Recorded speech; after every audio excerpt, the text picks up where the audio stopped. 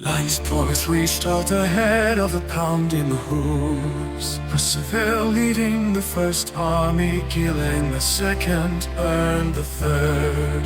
Gawain the fourth, Alexis the fifth, Taliesin in the sixth, Roymor the seventh. The beaten Vikings headed west and discovered Greenland, from where they later discovered America.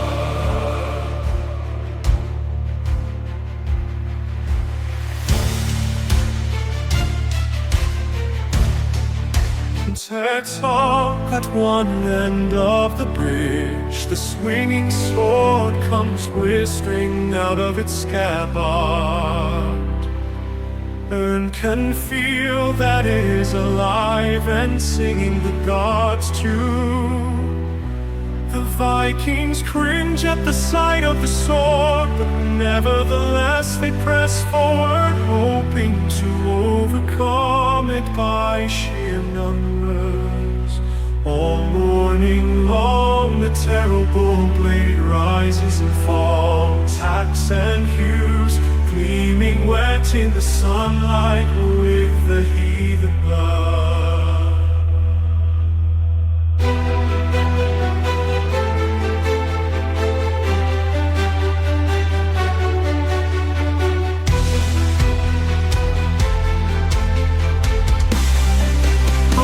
By the grace of the steady wind's direction does and find his way south to guarded town and its square. He finds but scant shelter in the pillaged white hart inn. Barely alive, he realizes that only flame and sleep can save him now. For fire is winter's fruit, and rest is her bounty. With fuel gone to the war, the inn is cold, and burns his bed in the fireplace, and falls asleep on the hearthstone. They round the brow of the last hill, and cross rhododendron bridge over a small gurgling creek. Suddenly Hargrave gasps, for there stands Camelot, a sight that can hardly be taken in one glance. Spire on spire, turret on turret, it soars into the clouds, with walls and buttresses, posts and gates, and battlements built to last, until the end of time, a shining beacon in the dark age of terror.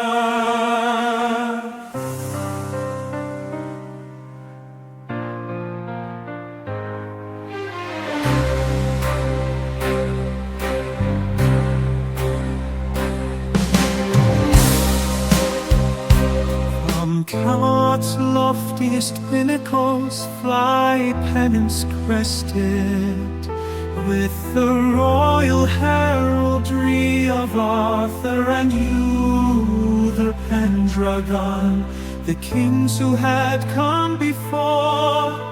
Persever gleaming and glistening in the morning sunlight, it seems to the squire's eyes not to have been built by man, but by magic, and indeed it was by Merlin. More than just a castle, it was a city of marvel.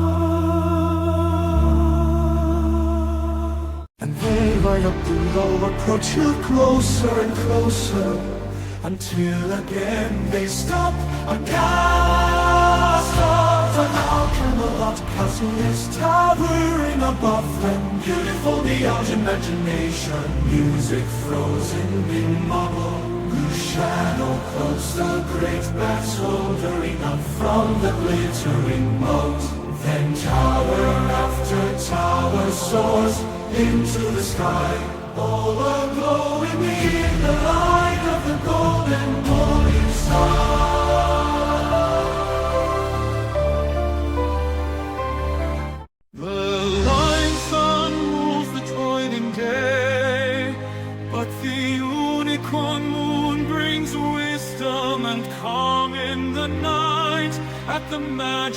times of dawn and twilight, when the lion and the unicorn battle together to capture the heavens' only beauty and goodness in man, and women can ensure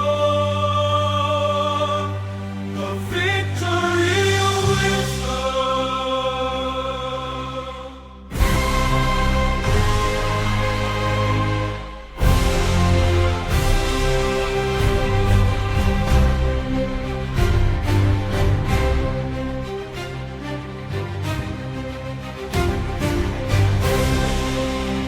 We are always three, counting my shadow and my friend, the shimmering moon. The moon knows nothing of drinking, and my shadow is never thirsty. When I sing, the moon listens to me. When I dance, my shadow dances too. When I go home, the moon goes with me, and my shadow follows me. I believe at one table sat the captains of 3 sunken ships. At another table sat 3 previous English kings. 5 centuries ago, I reached out to pat the back of my great-grandfather, and of course my hand went right through it.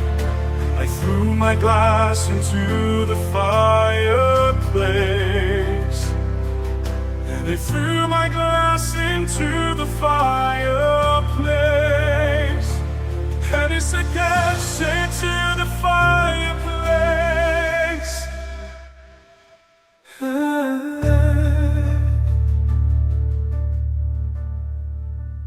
This is stranger city.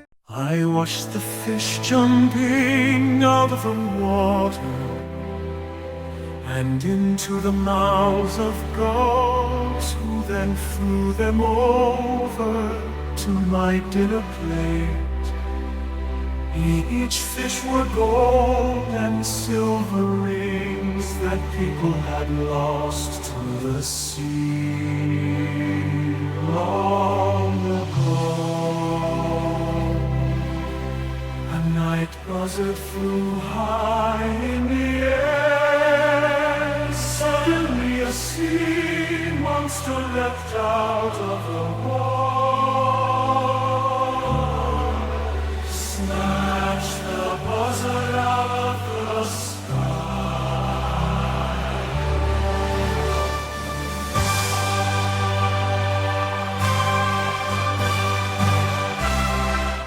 The best definition of the word almanac is the word itself. That is all man's cack, or sometimes all my knack. So find your knack for life herein. We will continue to sing the songs of life. It will keep us from ever withering. Let us be alive with a song that only life itself could write.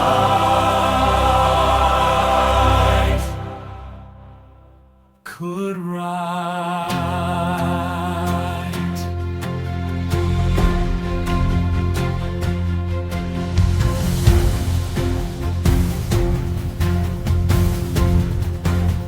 The Viking ships in the rear of the fleet, the older, weaker ships fell first as the river tide bore them down. The ships were smashed against the rocks in this very narrow portion of the tavern where the tide was the highest, for else Viking flagship, the mighty warship, was hit broadside and was quickly swamped.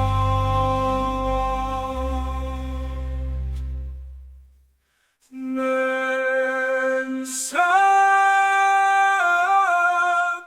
then wept.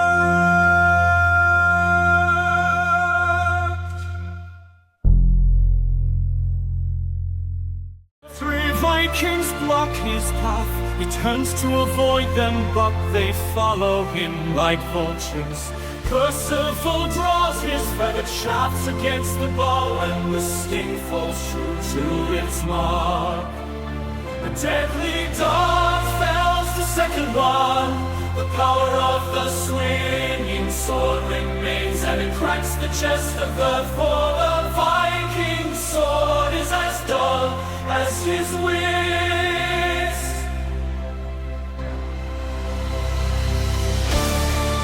Chains of magic as black as Merlin could make it. The whole sea was green, fire and white foam, with singing mermaids in it. The knights rode their way from one wave to another.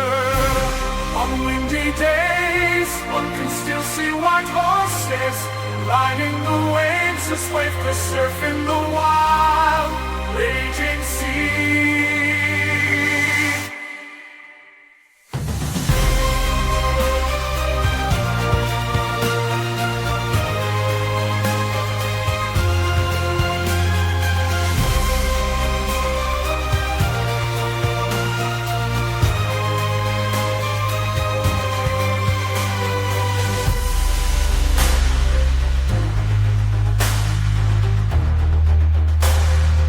At night I open up the heavens vault, my safety deposit box of valuable stars, one of whose plan contains all my wealth.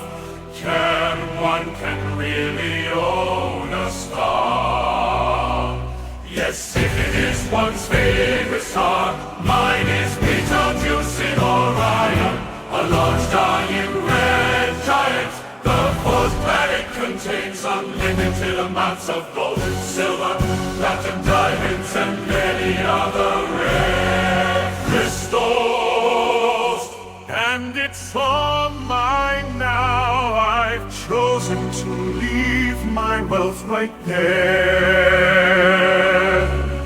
If I brought it here, someone might try